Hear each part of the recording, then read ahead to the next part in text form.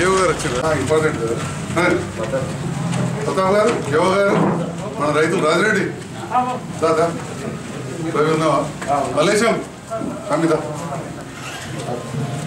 Sir పెద్దరా ఇస్తాయా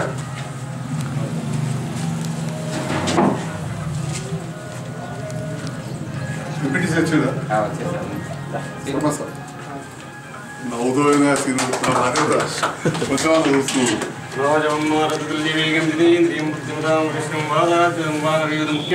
శ్రీరామదూతం శరణం శరణం ప్రపదచ్చే గ్రామ అభివృద్ధ్యార్థం సర్వదేవతోభ్యాం నమస్కారాన్ సమర్పయామి పాదోముక్షతాం సమర్పయామి కృపాగడాక్షబల సిద్ధిరస్తోక్షతాం సమర్పయామి అనంతనామ జయాయ సమస్తముక్త వాచాయ చిన్నప్పుడు చెప్పింది. రైతు ఉత్పత్తి సంఘంగా ఈరోజు మనమందరం రిజిస్ట్రేషన్ పూర్తి చేసుకొని బోర్డ్ ఆఫ్ డైరెక్టర్స్ను ద్వారా రిజిస్ట్రేషన్ పూర్తి చేసుకొని సభ్యత్వం కొంత మొదలు పెట్టుకుని ఈరోజు ఆఫీస్ ప్రారంభ కార్యక్రమాన్ని మన ప్రియతమ నాయకులుగా చేతుల మీదుగా చేసుకోవడం సంతోషదాయకం. డెవలప్మెంట్ కోసం మనమంతా సమిష్టి ఉన్నట్టయితేనే సాధ్యమవుతుందని చెప్పి భావిస్తూ ముందుగా ఈ సమావేశం అట్లనే మన తెలంగాణ ప్రభుత్వము ఓ మంచి ఆలోచనకు వచ్చేసి యాక్చువల్లీ రైతులు ఏవైతే ప్రాబ్లమ్స్ ఫేస్ చేస్తున్నారో ఈ ప్రాబ్లము రైతుల దగ్గరనే సాల్వ్ కావాలని చెప్పే ఉద్దేశంతో ఈ రైతు ఉత్పత్తిదారుల సంఘం అనే ఈ ఎఫ్పిఓస్ని ప్రారంభించడం జరిగింది. అసలు ఎఫ్పిఓస్ అంటే ఏంటిది, ఎఫ్పిఓస్ ఎందుకు ప్రారంభించబడిందంటే యాక్చువల్లీ మనము పంట పండిస్తాము కానీ పండించిన తర్వాత ఎట్లా అమ్మాలా, మార్కెట్లో డిమాండ్ ఉందా లేదా, ఉంటే అమ్మినటువంటి పంటకి మనకు వచ్చే డబ్బులతోటి అసలు లాభం వస్తుందా లేకుంటే మనం పండించినటువంటి పంట ఆడికాడికి అవుతుందా, లాస్ అవుతుందా అని మనం ఒకసారి చూసుకుంటే చాలామంది రైతులు ఏదైతే మనం పంటలు పండిస్తున్నామో అమ్మిన తర్వాత ఎవరు కూడా సంతోషంగా లేరు. అయితే ఎందుకు లేరంటే పండిస్తున్నటువంటి రైతుకి తక్కువ వస్తుంది, అటు కన్జ్యూమర్స్ ఎవరైతే ఉన్నారో వాళ్ళకి ఎక్కువ రేటుకు లాభం వస్తుంది.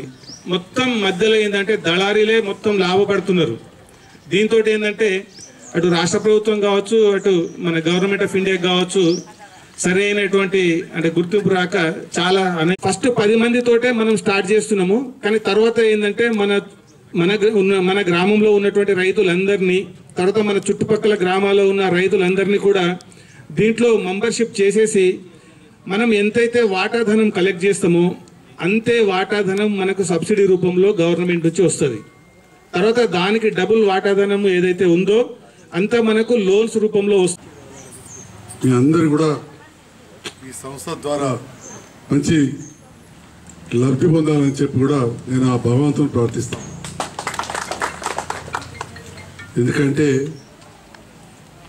చిన్నప్పటి నుంచి కూడా జగిత్యాల దగ్గర ఉండుట్లా వ్యవసాయం మీద పశువుల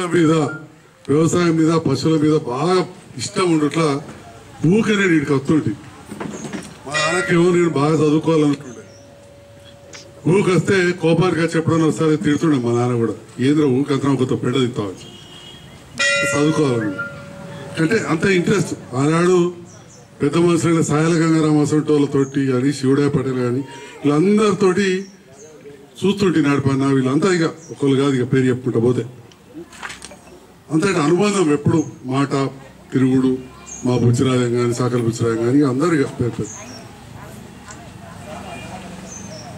ఇక్కడ ఆనాటి పరిస్థితులు మనం చూసినాం. వ్యవసాయం అంటే ఎంత కష్టమో లేదు, మామూలు కష్టం కాదు. కానీ కాలక్రమేణా కరెంటు మొట్టమొదటి జగిత్యాల జిల్లాలో వచ్చిందంటే మన అంతర్గామకే, కరీంనగర్కి వెళ్ళి దరూరు మీదకి వెళ్ళి అంతర్గామకే వచ్చింది సార్ కరెంటు. ఫస్ట్ కరెంటు మన ఊరికి వచ్చి వాటి కనుక ఆ రకంగా ఒక్కొక్కటిగా దేశం కానీ ప్రపంచం అంతా కూడా మిషన్లు వచ్చి మన భాషలో మాట్లాడుతున్నారు. యంత్రీకరణ అవన్నీ పక్కన మిషన్లు వచ్చి, మోటార్లు వచ్చి, కరెంట్ వచ్చి మిషన్లు అంటే ట్రాక్టర్లు అనుకో, హార్వెస్టర్ అనుకో, అన్ని బోర్లు గీర్లు అని కొద్దిగా అలకగా అయింది. ఎందుకంటే యాతం పోసిన కాలంకు, మూడ కొట్టే కాలంకు, రాడు కట్టే కాలం ఇవన్నీ కూడా చూసినాం. గీనే ఉండే మొడబాయిలో యాదికి ఉంది, గీనే ఉండే.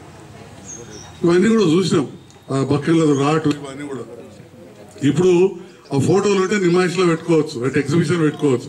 అంతే తప్ప పిల్లగాళ్ళకి తెలియదు యాతం అంటే తెలియదు, మోటార్ అంటే తెలియదు, రాటు అంటే తెలియదు. కొద్దిగా నాకు తెలుసు, మా డాక్టర్ సాబ్ కూడా తెలుసు తెలియదు.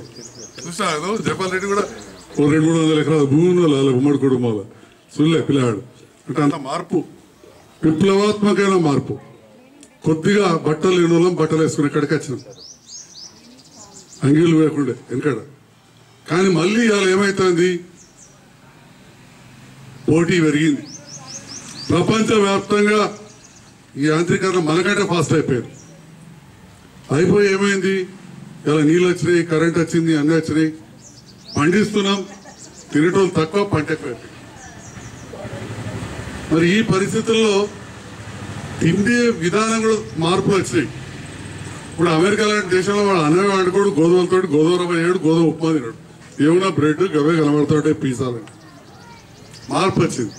మరి మార్పుకు అనుగుణంగా మరి ఇప్పటి వరకు మిత్రుడు ప్రతాప్ సింగ్ గారు చెప్పినట్టు మనం కూడా వీటిని మార్కెటింగ్ అంటే వ్యాపారం కూడా నేర్చుకోవాల్సిన అవసరం వచ్చింది ఇప్పుడు రైతుకు.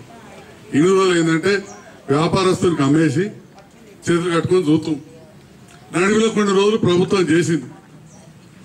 మరి ప్రభుత్వం ఇవాళ ఏ పార్టీ వల్ల రాజకీయం చేయొచ్చు, అన్ని ప్రభుత్వాలు ఒక నిర్ణయానికి వచ్చినాయి. ఇది మన వల్ల మొత్తం కాదు, మార్పు రావాలి. ఇవాళ ఎవరైతే ధర్నా చేస్తారో ఆ పార్టీ వాళ్ళు కూడా 2014 ఎలక్షన్ మేనిఫెస్టోలో ఇది పెట్టి నా కాగితం నేను చూపెట్టా సాయంత్రం నాకు వచ్చింది. అంటే ఈ పోటీ ప్రపంచంలో తట్టుకోవాలంటే మార్పు రావాలి. దీనికోసం మన ప్రాంత రైతులు 3-4 పేర్లు చెప్తా. మా శ్రీపాల్ రెడ్డి అయినా, ఇప్పుడు కొడిమేల జడ్పీటీసీ కృష్ణారావు, ఉప్మాడి జీవన్, ఇట్లా కొంతమంది ఉండి కదా, వీళ్ళందరూ కూడా ఈ కోఆపరేటివ్ వ్యవస్థ మహారాష్ట్రలో చాలా బలంగా ఉంది. చాలా అంటే చాలా బలంగా ఉంది. రైతులందరూ కూడా దీంట్లో భాగస్వామ్యం కావాలి. మంచి ఒక నిధి దీనికి ఏర్పాటు చేసుకోవాలి. చేసుకొని ఇంతకుముందు చెప్పినట్టు రకరకాలుగా ఏదైతే ప్రభుత్వం ద్వారా సబ్సిడీ కానీ బ్యాంకుల ద్వారా లోన్ వస్తుందో అవి తీసుకొని ఇక్కడ మనం ఒక రోల్ మోడల్గా ఉండి ముందుకెళ్ళాలని చెప్పి నేను అందరినీ కూడా కోరుతా ఉన్నా. అదేవిధంగా ఇప్పుడే ప్రతాప్ సింగ్ గారు ఒక మాట అన్నారు. ఎందుకంటే నాకు పూర్తిగా తెలియదని చెప్పుట తప్పేం లేదు. ఎందుకంటే ఏ విషయంలో కూడా ఒక్క ఓవర్ రేట్ అందరూ నిష్ణాతం కాదు. ఎందుకంటే కొత్తగా చట్టాలు, కొత్తగా కొన్ని కార్యక్రమాలు తెలుసుకోవాల్సిన అవసరం మనకు వస్తుంది.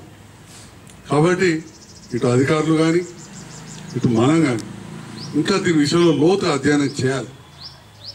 మేము ఎప్పటి నుంచో ప్రభుత్వం కేంద్రాన్ని కోరుతుంది వ్యవసాయానికి మనం ఉపాధి హామీని అనుసంధానం చేయాలి.